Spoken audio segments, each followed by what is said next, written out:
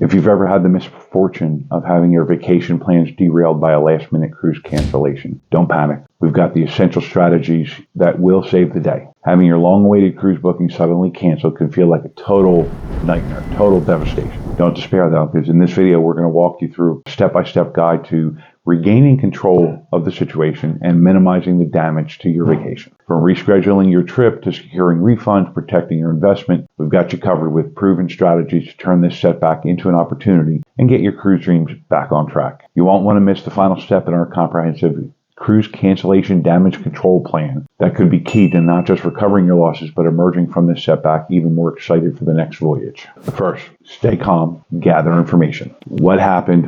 What is it completely canceled? Or did they just cancel a couple ports of call? Are they departing later the next day? What's going on? What actually happened? Social media is a wonderful thing, but don't believe everything you read on the internet.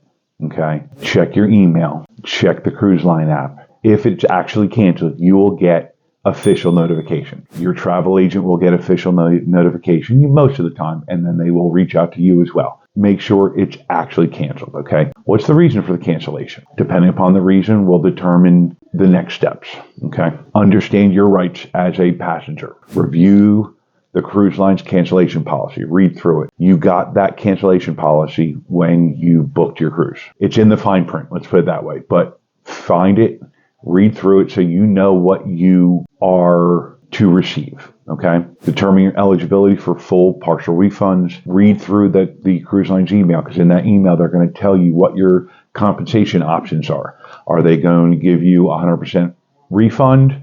Are they going to give you 100% refund and 25% of the value of this cruise towards another cruise, or 50% or 100%, or you ain't getting nothing? Read the emails, read the fine print, make sure that you have some idea of what you can expect, okay? If you use a travel agent to book the trip, call them. Find out from them what the cruise line's saying, what they're offering, and how to go about those next steps, okay? Seek advice from your travel agent or the provider of your travel insurance, if it's applicable. If you're getting 100% refund from the cruise line, you can still be eligible for reimbursement from the travel insurance for other parts of that trip, okay? So obviously the insurance company isn't going to give you back the money for the cruise because the cruise line's giving it back to you. You can't double dip like that, okay? But if you had airplane tickets booked to get you there, if you had rent-a-car booked, if you had hotel rooms for the night before, if you had transportation from airport to cruise line, all of those things, a lot of times you can apply for insurance reimbursement for those expenses. Again, read the fine print. Talk to your travel agent. Next, notify your travel companions. If you're going in a group, if you're going just you and your spouse, make sure that everybody in your party, everybody you're traveling with, knows what happened, and fill them in with as much information as you have. Now, while you're talking with them, discuss alternative plans. Say you're flying from, Philadelphia to Orlando for a cruise out of Canaveral. Okay. Well, you've got the airline tickets. If you book them separate from the cruise, which I always recommend, do you still want to go down to Orlando? Do you still want to take a vacation? You've already got the time off from work. You've already got the arrangement scheduled. Now you just need to find somewhere else to stay and other activities to do. Okay, maybe that's an option. Maybe, you go down and you see the mouse for a week, or you go to Universal, or you go to a beach in Florida, or whatever. Figure out how to best use that vacation time. Even if you can't go on this cruise, okay? Rescheduling options. Explore those options. Once you know what the cruise line's offering you, once you know what future cruise credits you're going to get, if anything, talk with your travel agent, talk with the cruise line, and figure out when you want to rebook and how you want to rebook. Now, you're going to get a refund, and you're potentially going to get future cruise credit, okay? So do you combine those two, and instead of going on a 7-night, go on a 10-night? Or combine those two and book a balcony instead of an interior, or do a different itinerary, different ship? There's arguably, it's like planning a new cruise all over again, okay? But the difference is, arguably, you got more money to do it with, because most of the time, not all the time, it's not guaranteed, but most of the time, cruise lines are going to give you something for your trouble. Coming up, we're going to reveal an overlooked step that could lead to a much more fulfilling adventure than you initially planned. secure that refund. Make sure that you get that money. Find out, from the cruise line, from your travel agent, how long before you expect to see that money in your account, on your credit card, or however you paid for it. Make sure that money actually shows up when they say it's going to show up. Make sure you read the details for those future cruise credits if you get future cruise credits. How long do you have to use it? What are they applicable to? What are their blackout dates? Are there blackout ships? Are there unavailable times for this, that, and the other thing? Can you only do a Caribbean? Can you only do an Alaskan? Whatever.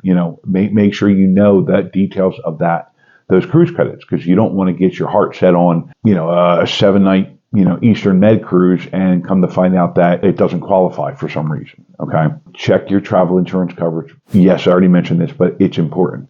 Make sure you review the policy. Make sure you know what you can claim. Get those claims started. You're going to need some documentation from the travel agent or from the cruise line directly that proves that it was canceled and that was not your fault. Make sure you have your receipts for those expenses, the airfare, all the other things we talked about. Now, don't be that person who decides to take the flights anyway and then tries to initiate a claim with the insurance company for the canceled flights. That's not going to fly. Okay. Reconfigure those travel plans. Now, obviously, this is not in chronological order. This is in, for lack of a better word, order of importance, and making sure that I cover each of the steps that you need to take. Okay. We started talking about this earlier. Reconfigure those travel plans. Just because the cruise got canceled does not mean your vacation gets canceled necessarily. Now, if you want it to, if you want to just be done with it and go back to work or just stay home or whatever, okay, fine. But consider a land vacation as a substitute. Consider maybe